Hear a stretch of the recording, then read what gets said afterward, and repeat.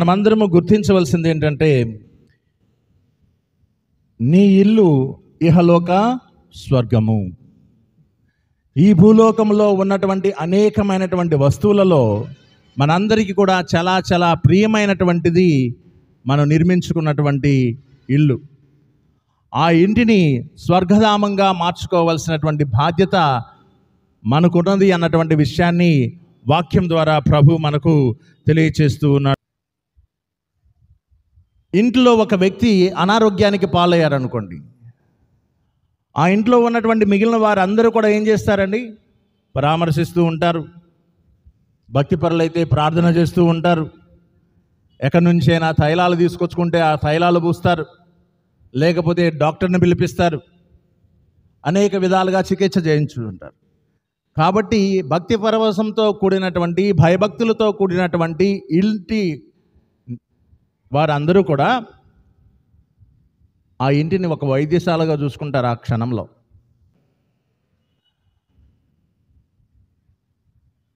ఆ ఇంటిలో జీవిత సత్యాలు నేర్చుకుంటారు.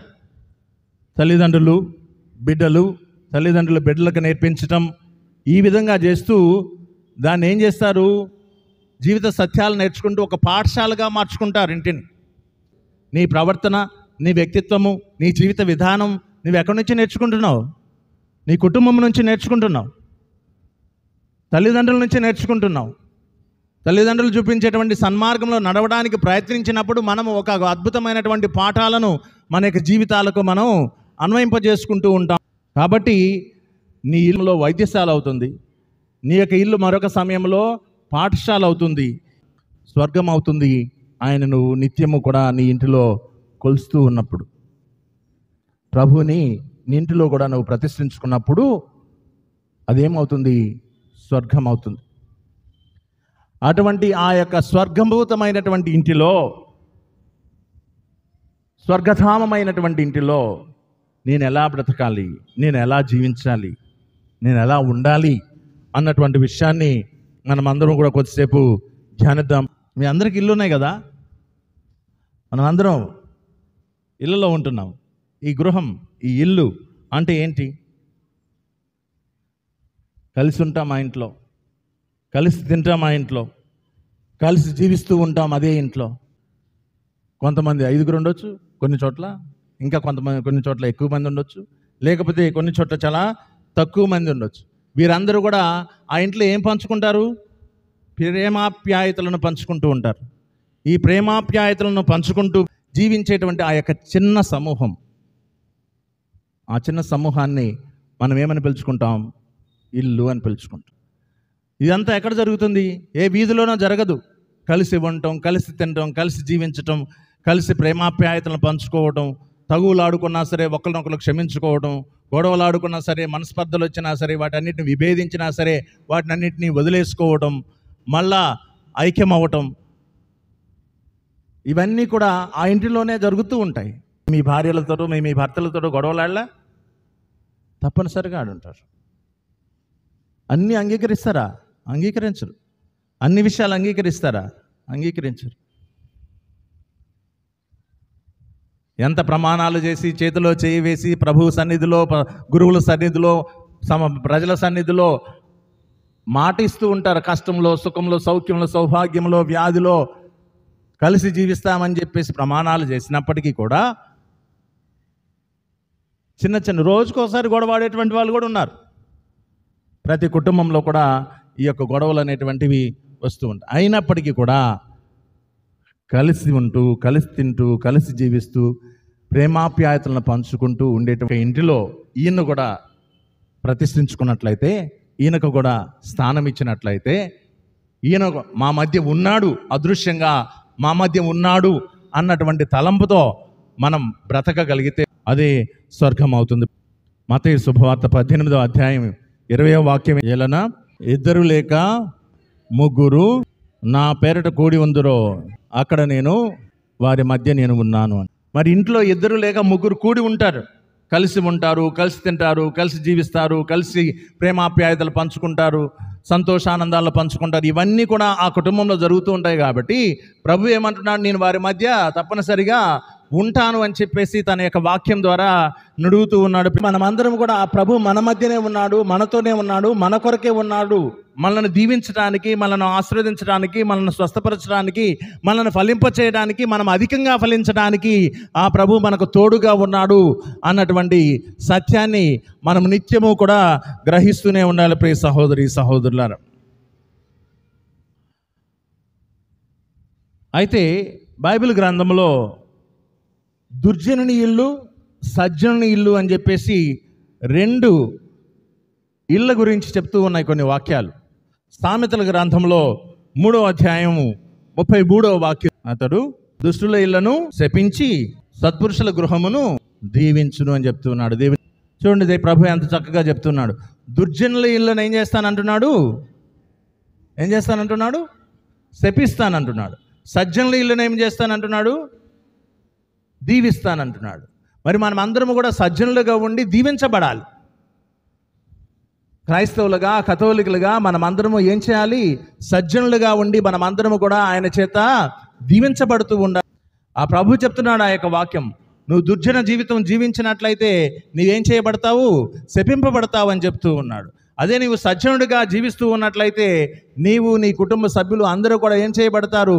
ఆశీర్వదించబడతారు, దీవించబడతారు అని చెప్పేసి ప్రభు మనకు తెలియజేస్తూ ఉన్నాడు. అదేవిధంగా సామెతల్లోనే 14వ అధ్యాయము 11వ వాక్యంలో కూడా మనకు మరొక వాక్యాన్ని తెలియజేస్తూ ఉన్నాడు.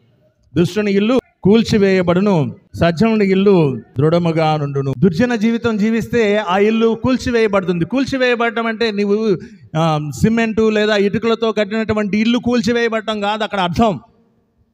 నీ కుటుంబంలో అలజడి వస్తుంది, నీ కుటుంబంలో శాంతి పోతుంది, నీ కుటుంబంలో అశాంతి కలుగుతూ ఉన్నది, నీ యొక్క కుటుంబంలో ఉన్నటువంటి ప్రేమ పోతుంది, నీ కుటుంబంలో ఉన్నటువంటి వాత్సల్యము, ఆ బంధము, ఆ బాంధవ్యము అవన్నీ కూడా కోల్పోతూ ఉంటాయి ప్రియ సహోదరి సహోదరులారా. కాబట్టి మనమందరము ఆ ప్రభు యొక్క వాక్యాన్ని విశ్వసించినట్లయితే, నీవు దుర్జన జీవితం జీవిస్తున్నట్లయితే అది ఆ యొక్క ఇల్లు ఏమవుతుంది అంటున్నాడు?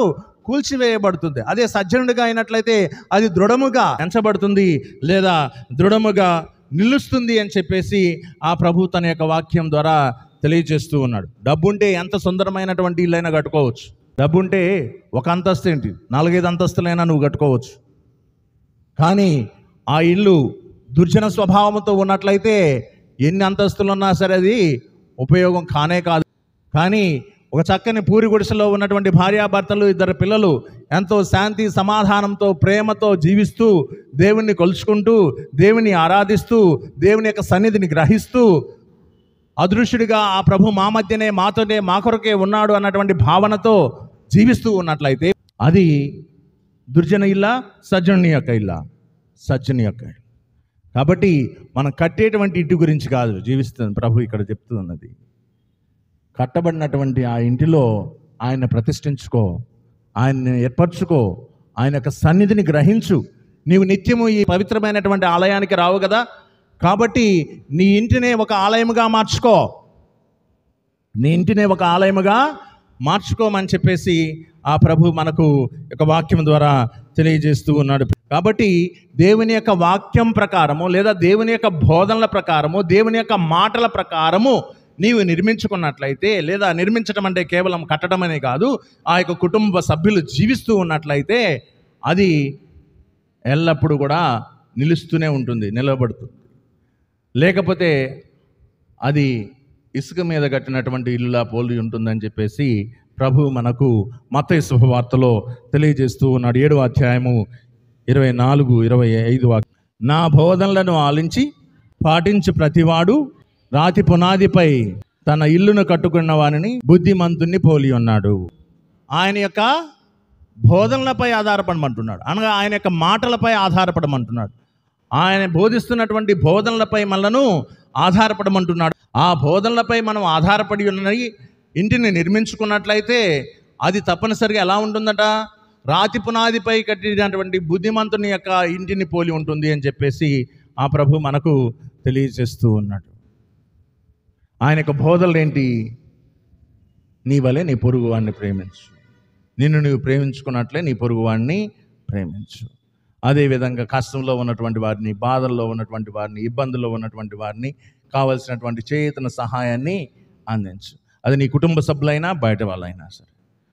ఆయన నిత్యము ఆయన యొక్క ఉనికిని గ్రహించి అనేకమైనటువంటి బోధనలు మనకు తెలియజేస్తూ ఉన్నాడు ఆ ప్రభు. బైబిల్ గ్రంథం అంతా కూడా ఆయన యొక్క బోధనలతో నిండి ఉన్నది. మనం ప్రతి ఆదివారము లేదా దేవుని యొక్క వాక్యాన్ని ఆలకిస్తున్నప్పుడు ఆయన యొక్క బోధనలు మనకు అన్నీ కూడా విరివిగా వివరించబడుతూ ఉన్నాయి. అటువంటి ఆ యొక్క వాక్యములను బట్టి నీ ఇంటిని నువ్వు నిర్మించుకోవాలి అని చెప్పేసి తెలియజేస్తూ ఉన్నాడు. నేను చాలా ఇల్లు చూసుంటాను. డబ్బులు చాలా ఎక్కువగా వెచ్చించి బహుసుందరంగా నిర్మిస్తారు ఇల్లు. ఆ తర్వాత దేదీప్యమైనటువంటి కాంతులతో దాన్ని వెలిగిస్తారు. ఎప్పుడు? ప్రారంభోత్సవ దినాన్ని ఊరందరిని పిలిపించి చక్కగా భోజనాలు పెడతారు, అన్నీ సమకూర్చుకుంటారు. ఆ 2-3 రోజుల తర్వాత ఈ వెచ్చించినటువంటి ఈ డబ్బులన్నిటి గురించి కూర్చొని తగులాడుకుంటారు. ఆ ఇంట్లో 2 గదులు ఉంటాయి. ఆమెమో ఒక గదికి వెళ్తుంది, ఈయనేమో మరొక గదికి వెళ్తాడు. కానీ ప్రభువు దాని గురించి ఆయన యొక్క బోధనలను ఆలకించి ఇంటిని నిర్మించుకున్నటువంటి వాడు బుద్ధిమంతుడట. ఆయన యొక్క బోధనలను ఆలకించాలి అని చెప్తున్నాడు. ఇంటిలో ఉన్నప్పుడు, ఇంట బయట ఉన్నప్పుడు ఆయన యొక్క బోధనలను నిత్యము మనము ఆలకిస్తూనే ఉండాలి. నిజంగా మనం ఆయనపై భయభక్తులు కలిగితే ఆ బోధన మనకు ప్రేరేపణ కలిగిస్తూ ఉంది. ఆయన పట్ల మనం భయభక్తులు కలిగి, విశ్వాసం కలిగి, నమ్మకం కలిగి జీవిస్తున్నట్లయితే నీవు ఇంట్లో ఉన్నా, ఇంటి బయట ఉన్నా సరే, నీవు చేసేటువంటి క్రియలలో ఆ ప్రభు యొక్క ప్రేరణ నీతో నడుస్తూనే ఉంటుంది. ఇది మంచిదా, ఇది చెడుదా, ఇది అవసరమా, ఇది అవసరమా కాదా అన్నటువంటి విషయాలను ఆయన యొక్క బోధనలపై భయభక్తులు కలిగినటువంటి వారికి అవి చక్కగా వినిపించబడుతూ ఉంటాయి. ఈ యొక్క బైబిల్ గ్రంథంలో మంచివాని యొక్క గృహానికి, చెడ్డవాని యొక్క గృహానికి ఉన్నటువంటి వ్యత్యాసాన్ని ఆ ప్రభువు చక్కగా తెలియచేస్తూ, దుష్టుని యొక్క ఇల్లేమో శపించబడుతుందని, సజ్జనుని యొక్క ఇల్లేమో ఆశీర్వదించబడుతుందని, దుష్టుని యొక్క ఇల్లేమో కూల్చివేయబడుతుందని, సజ్జనుని యొక్క ఇల్లేమో నిలపబడుతుందని దృఢముగా, మరియు బుద్ధిమంతుని యొక్క ఇల్లు ఆయన యొక్క మాటలపై ఆధారపడితే అది రాతి పునాదిపై కట్టినటువంటి ఇల్లులా నిలబడుతుంది అని, ఒకవేళ ఆయన యొక్క మాటలను ఆలకించకుండా తృణీకరించినట్లయితే ఆ యొక్క ఇల్లు ఇసుకపై నిర్మించబడినటువంటి ఇల్లు, అది ఏ క్షణానైనా సరే అది కూలిపోతుంది అన్నటువంటి విషయాన్ని మనకు తెలియజేస్తూ ఉన్నాడు. ఆత్మ పరిశీలన చేసుకోండి. చక్కగా ఇల్లు కట్టుకున్నారు మీరు చాలామంది, దేవునికి స్తోత్రం. మరి ఆ ఇంట్లో ఒకసారి ఆత్మ పరిశీలన చేసుకో. అది సజ్జనుని ఇల్లా, దుర్జనుని ఇల్లు, ఒకసారి ఆత్మ పరిశీలన చేసుకో. ఆ ఇంట్లో నిజంగా నువ్వు దేవుణ్ణి ప్రతిష్ఠించుకున్నావా లేదా అన్నటువంటి విషయాన్ని ఆత్మ పరిశీలన చేసుకో. మరి నీ ఇల్లు ఏ విధంగా ఉండాలి అన్నటువంటి విషయాన్ని కొద్దిసేపు మనం ధ్యానిద్దాం. నీ ఇల్లు దేవుని యొక్క సన్నిధికి నిలయమై ఉండాలి. నీ ఇల్లు ఏమై ఉండాలి? దేవుని యొక్క సన్నిధికి నిలయమై ఉండాలి. దేవుని యొక్క సన్నిధిని తలపించే విధంగా నీ యొక్క ఇల్లు ఉండాలి అని చెప్పేసి ఆ ప్రభు మనకు తెలియజేస్తూ ఉన్నాడు. ఆ ఇంటిలో మనం తప్పనిసరిగా ఆయన యొక్క సన్నిధి ఉంటే ఆయన ఏం చేస్తామండి? మనం తలుస్తూ ఉంటాం, ఆరాధిస్తూ ఉంటాం, స్తుతిస్తూ ఉంటాం. బహుశా ఆయన ఆ విధంగా కనిపించకపోవచ్చు, ఆయన ఉనికి మన మధ్య ఉన్నది అన్నటువంటి ఆ నమ్మకం మనల్ని ఏం చేస్తుంది? ఏదో సమయంలోనైనా సరే, అనుదిన అనేక కార్యక్రమంలో నిమగ్నమైనప్పటికీ కూడా మనము కొన్ని క్షణాలైనా సరే ఆయన స్తుతించి ఆరాధించడానికి మనం ప్రయత్నం చేస్తూ ఉంటాం. యెహోషువ అదే చెప్తూ ఉంటాడు. 24వ అధ్యాయం 15వ వాక్యంలో చివరి భాగంలో, నేను నా కుటుంబము మాత్రము యావేను ఆరాధిస్తాము అని చెప్తూ ఉన్నాడు. నేను నా కుటుంబము మాత్రం ఎవరిని ఆరాధిస్తాము? యావేను ఆరాధిస్తామంటున్నాడు. అటువంటి భావన మనలో ఉండాలి. నేను నా కుటుంబం, నేను నా బిడ్డలు, మేమందరము కూడా ఎవరిని ఆరాధిస్తాము? యావేను ఆరాధిస్తాం. ఆయన ప్రత్యక్షంగా నా ముందు కనిపించకపోవచ్చు, కానీ అదృశ్యుడిగా నా మధ్యనే ఉన్నాడు అన్నటువంటి విషయాన్ని మనం గ్రహిస్తూ ఉండాలి. ప్రభు నీతోనే ఉన్నాడు అన్నటువంటి విషయాన్ని, నీ ఇంట్లో ఉన్నాడు అన్నటువంటి విషయాన్ని గ్రహించినప్పుడు అనేకమైనటువంటి సమస్యలకు పరిష్కారం అనేటువంటిది లభిస్తుంది. చాలా కుటుంబాలు ఆయనకు ఉనికిని గ్రహించకపోవడం వలన అనేకమైనటువంటి సమస్యల్లో కూరుకుపోతూ ఉంటాయి. మరి ఇక్కడ యెహోషువ చెప్తూ ఉన్నాడు, నేను నా కుటుంబము యావేను ఆరాధిస్తాము అని చెప్తూ ఉన్నాడు. కాబట్టి నువ్వు కూడా కుటుంబ సమేతంగా ఆయన ఆరాధించాలి, కుటుంబ సమేతంగా ఆయన ప్రార్థించాలి, కుటుంబ సమేతంగా ఆయన్ని స్తుతించాలి, కుటుంబ సమేతంగా ఆయన యొక్క అనుగ్రహాలను పొందుకోవడానికి ఆరాటపడుతూ ఉండాలి, కుటుంబ సమేతంగా ఆయన యొక్క వాక్యాన్ని ఆలకించడానికి ప్రయాసపడాలి, కుటుంబ సమేతంగా ఆయన యొక్క వాక్యాన్ని ధ్యానించడానికి కూడా ప్రయాసపడాలి. దేవుణ్ణి మాత్రమే కుటుంబ సమేతంగా ఆరాధించాలి. ప్రార్థించిన, నువ్వు స్తుతించిన, ఆరాధించిన, మహిమపరిచిన, ఘనపరిచిన, ఆయన యొక్క వాక్యాన్ని ఆలకించిన, ఏది చేసినప్పటికీ కూడా అది కుటుంబ సమేతంగా చేసినప్పుడు నీ కుటుంబం అంతా కూడా ఆ దేవుణ్ణి ఆరాధించినట్లు అవుతూ ఉంది అన్నటువంటి విషయాన్ని మనం గ్రహిస్తూ ఉండాలి. ఆదివారం తప్పనిసరిగా దేవుని యొక్క సన్నిధికి రావాలి. ఆయన ప్రసాదించేటువంటి దివ్య భోజనాన్ని మనమందరము కూడా స్వీకరించాలి. కానీ మిగిలినటువంటి దినాల్లో ఆ అవకాశం లేనటువంటి వాళ్ళందరూ కూడా నీ గృహంలో కొన్ని క్షణాలైనా సరే ప్రార్థించండి, కొన్ని క్షణాలైనటువంటి ఆయన స్తుతించండి, ఆరాధించు కుటుంబ సమేతంగా. కొన్ని క్షణాలైన నీ ఇంటిని దేవుని యొక్క సన్నిధిగా మార్చుకోమని చెప్పేసి ఆ ప్రభు మనకు తెలియజేస్తూ ఉన్నాడు.